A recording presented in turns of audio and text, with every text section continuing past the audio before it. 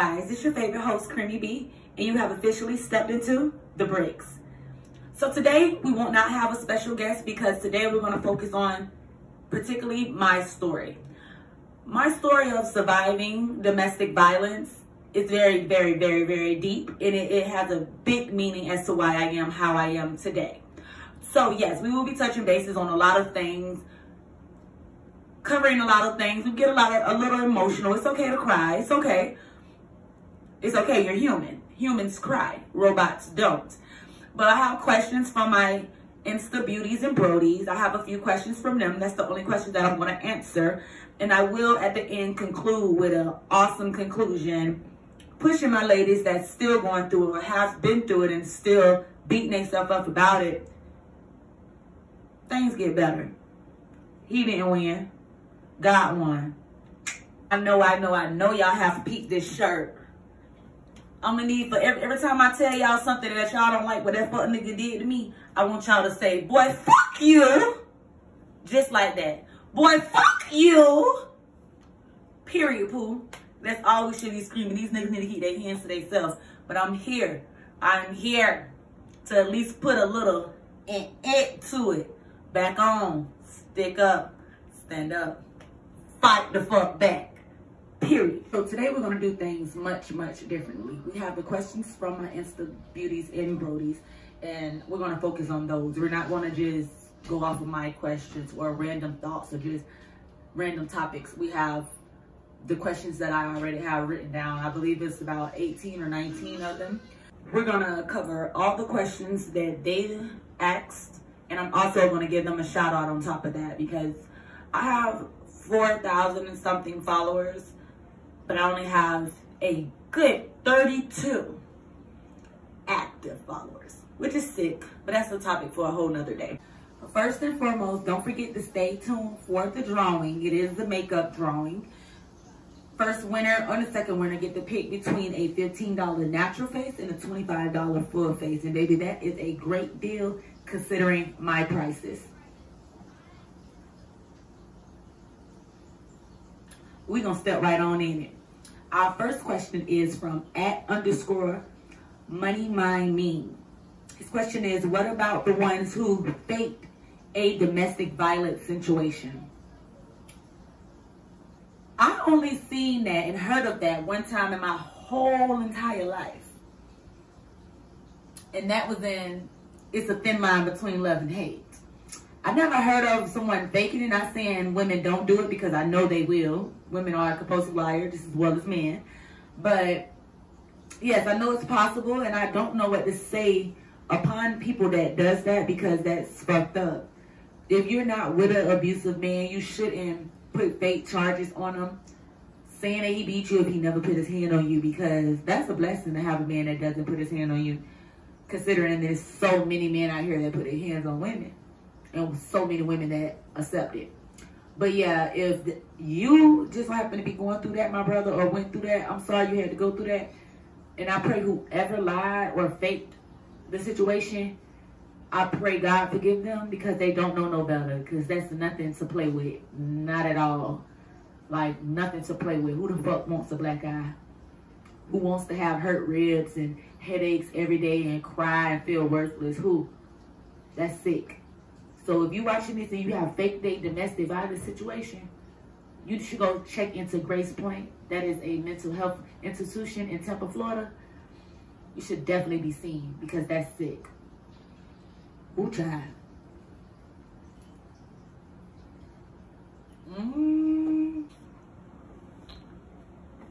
It's getting spicy already, okay? Our next question is from fatboy_swag90. When did the violence start and how did you overcome it? The violence started about a year and so into the relationship, probably like, I say probably like a year after mama passed. No, I'm passing the 08, so it started about 09. How did I overcome it? I'll get more into that at the end, but I overcome it because I knew that I loved my children more than I loved me and him any day. My next question is from @NayBlack. Hey, boo. What was your breaking point? When did you realize enough was enough for that situation? My breaking point was when I first took it upon myself to get away from him. When I knew that I no longer wanted dealings with him. When I had my second son, I knew I didn't want dealings with him anymore. My cousin called me, said she was moving out of her apartment and she wanted to keep it, and did I want to stay there? So I was like, hell yeah, I want to stay there. I want to stay there. I don't want to stay with this nigga. I'm tired of getting my ass kicked. I don't want to stay with this nigga. Hell yeah, I want to stay there. So moved there. He was harassing me, stalking me, fucking up my little bit of shit that I did have in there. Like, oh shit, yeah. That's when I started getting shit, having things of my own and shit to lose, and my children, bitch, if I continue to let him beat on me, eventually my kids will get taken away from me. Oh yeah, got right. Had to overcome that situation.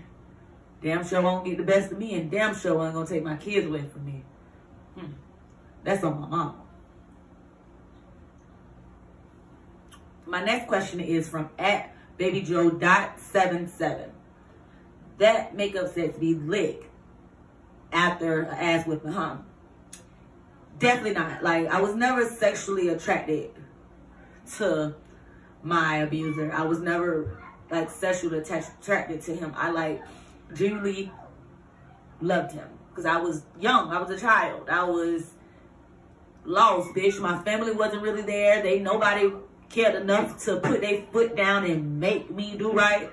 So I felt like him, his family, the family that we did have, that was my safe zone. Not knowing that the longer I stay in this situation with this little family, I'm gonna end up just like them, fucked up. No ma'am, fucked up ain't for me. And I ain't talking about no money wise. I ain't talking about nothing materialistic. I'm talking about fucked up in the head. Bitches ain't right, and I never wanted to be like them. Like, I never wanted to be like the mother, the son, nobody around that circle. Like, I always wanted out. So it wasn't never a sexual connection. I was really stuck. I had nowhere to go. When I did run and get away, I had to sleep outside sometimes, bitch. Sleep at people's houses that didn't want me there. Yeah, we gonna get back. We don't get deeper into it though. But yeah, it wasn't really sexual at all. It was, I was young, I was dumb, and I was in love with somebody that loved to beat my ass.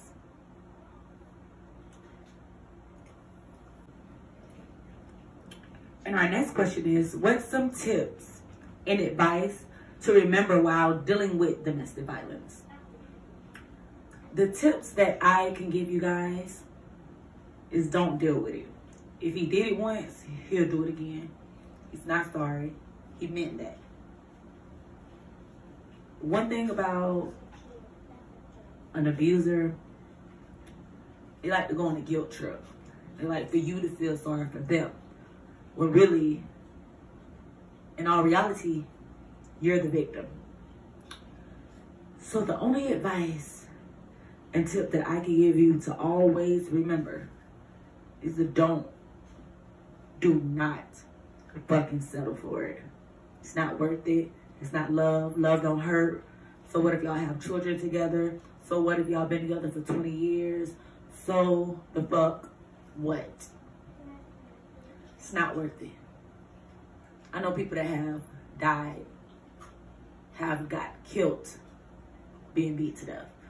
One of my mom's close friends, before she died, got beat to death. It's not right. It's not worth it. And I refuse to allow you to be a victim. I survived. But who's to say if you're strong enough to let go? And you survive. Let go and let God. That's the only tip I can give you. Don't fucking settle. And I give it to you guys so blood raw because if I be all, yeah, don't settle. That's not me. This is really me. This is my pain. This is my hurt. This is my story. I lived through it. I watched the bitch hit me and say they're sorry, cry, booty cry, all that. It's not fucking worth it. That's a fucking lie. They're gonna do it again and again and again and again and again. Fuck that bullshit. Love yourself. Love your children. Love Jesus. Love God. Love a man that really loves you. Stop settling for half-ass love. Half-ass respect. Stop settling for that. You deserve more. You're a queen. You're a king. Because there's women abusers too now. Let's not get it wrong. Women out there that do the same. So, know your worth. You're worth more than that. And no one deserves to be black, blue, or purple.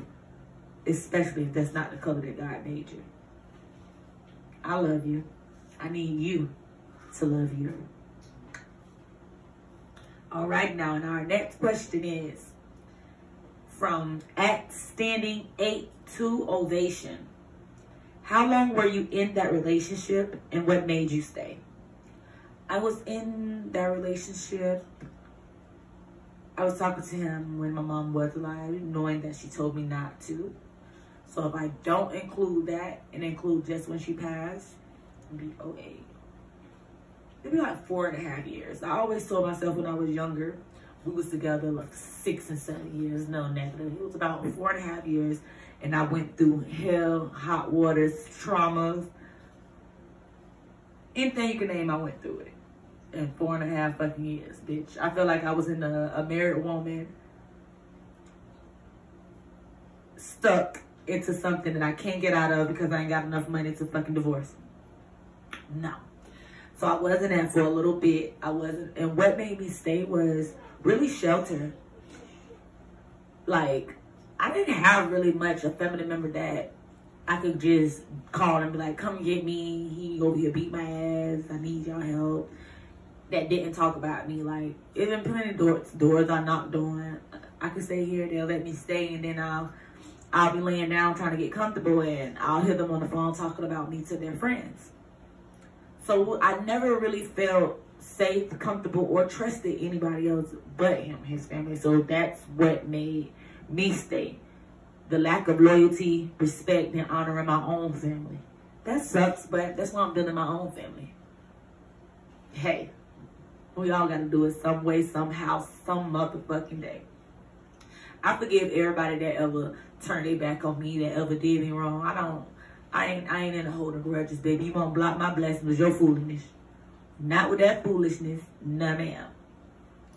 My next question is from the same person @standing8_2ovation. How did you overcome this situation? How did you overcome your fear? I overcome my situation. It only took for me to have my kids to start seeing my worth. My first son, my kids 9 months apart. They're very close. They're very close. They're 9 months apart. So after I had my first son and he didn't come to the hospital because his mama told him not to come because I would put him on child support. He didn't come to the hospital. We made those kids, like, intentionally, like, bitch. We made those children. So for him to do me like that hurt me in a different kind of place. But I still was naive enough to lay that down and have another one. But after my second one, and me being pregnant with another woman, because yes, he got another woman pregnant while I was pregnant with my second one. I wasn't learning my worth. I wasn't looking at my babies and their boys and me never seeing them do the things that he have done. Oh, we gotta get the fuck up out of here. We gotta get up out of here. Ain't no way in hell I could let my kids grow up in a household like this. That's so unstructured. Like, it's no structure. You have a mother that's allowing the shit to go down. Sisters that's applauding with the shit go down. Brothers that's not telling them that's wrong. Friends that's not telling them he's wrong. Like, it was a fucked up situation. A very much fucked up situation. Out of the whole thing, it was only one person to stop. And for me one time. One. But yeah, my children made me overcome the situation. End of my fear. Because after a while, I didn't become scared of him anymore, bitch. I was calling the police. I was going to the courthouse putting restraining orders, bitch. I didn't give a fuck about a bitch freedom because I never gave a fuck about him anymore. I love them boys more than I gave a fuck about him. So yeah. And our next question is from @Slim_baby24. How long it took for you to leave the situation? Yeah, this is a repetitive question. A lot of people ask this question, but it took me until I had my baby. So like the end, about 4.5 years in. That's how long it took me to let the fuck go and let God. And one thing I can tell y'all, I don't want to make it like it was all bad. It wasn't all bad, but it damn sure wasn't all good. The bad definitely outweighed the good in this situation. So yeah, I had to get the fuck ASAP after that shit. And our next question is from @SimplyChina25. How did you build up the courage to say, okay, enough is enough and leave? My babies, I had to get the fuck. Had to. I wouldn't get in like, when I started calling the police on the situations, I didn't know when you contact the police and your children is in the presence of the abusing, you then are at risk for losing your children because none of that violence should be going on in front of the kids. So once I found out that I put them in jail from beating on me or whatever, and then HRS came and let me know, sis, you have to put a restraining order on him. And if you don't, we're going to have to get those babies. What the fuck y'all thought I think I did? Don't worry. I'll wait. Within the next 30 motherfucking minutes, that lady was out the door. I was out the door behind her at the courthouse getting a motherfucking restraining order. 3 incidents. I have 32 of them bitches. You think the people ain't granting me my restraining order? Yes, sir. Yes, ma'am. So, yes, that's when I felt like enough was enough. Baby, I got children. And that lady let me know they would take my children because a nigga putting his hands on me. Oh, baby. Better keep your hands to yourself. Because every time you even lift a finger this way, your ass going to jail as long as they continue to tell me they going to take my kids. But I know it's a lot of women that don't give a fuck about their kids. They'll let the state take their motherfucking kids and try to stay with a motherfucking man and be happy. But to each his own. But for me and my motherfucking family, boy, fuck you. Period. And our next question is from @__Jessica30__. How severe did the beatings get? They got pretty severe. Like, they got severe. Because some of them, like, I used to get beat for crazy stuff. Like, if I found out he was cheating, I used to get beat. Bitch, if I looked too good coming outside, baby, I get snatched, I get beat. They get beat right back in the house. Bitches, like, just dumb shit. I used to get beat by dumb shit. Like, bitch, I remember one time he had a party with my homegirl and her cousin. Bitch, I'm enjoying myself like the rest of the good ladies there, having a good time. Bitch, that boy beat my ass from Main Street to Zanzi Club all the way to Old Village. If you know anything about that area, you know that's a little distance to be getting your ass kicked. Oh yeah, and you think one bitch out there called the police? No. Kiki and laughing, jumping around, ha ha ha. To this day, everybody that was out there could still tell me what the fuck happened. That's why I don't like people. That's why I stay away, love you from a distance, because, baby, people would not help you in your deepest time of need. And the only thing they had to do was say, stop. They wouldn't even do that. That's why it's my job to tell you, sis, let that nigga know. Boy, fuck you. Stop. Period. Our next question is from @SimplyChina25. Did you feel comfortable asking others for help, like friends, family, and other sources? I felt comfortable, but it's like I never was welcomed. I was never really welcome nowhere else but at his house. Like, I'll go to one of my auntie's house, bitch, they on the phone with a friend, girl, cream pie, got a black eye, da. Instead of sitting me down, talking to me, telling me that I have them or I don't have to deal with that, I can always come to them. Never, not once did a bitch sit me down and say that. Not once. It was this one lady. She invited me over. I feel sorry for you. I knew your mother. You come stay with me or whatever. I feel sorry for you. Bitch. The lady had to be, she had to be 40 or maybe 38, something. She was older. She was married. This lady moved me in her house just to be having an affair with my 15-year-old baby daddy. Oh, yeah. I never really had problems with bitches my age. I always had problems with bitches older than me. I'm not going to call them old because they're not old. I always had a problem with people older than me. Always. I never really had a problem with girls my age. It was only one. That's the other baby mama. But that really wasn't an issue at hand. But, yeah, the beatings got severe. Like, horrible. I remember when I was staying with the girl, I found out that her kids told me that he got me and her the same Valentine's Day gift. And, I don't know if she texted him or called him or whatnot, but he popped up in her house and beat my ass on her floor. Told me I ain't had no business questioning them kids or around them. Thank God her husband popped in the door and was like, what's up? You fight me. You always put your hands on this motherfucking girl. I finally caught your soft ass. Guess what he did? Ran his bitch ass out the door and jumped in the car and pulled off. Boy, fuck you.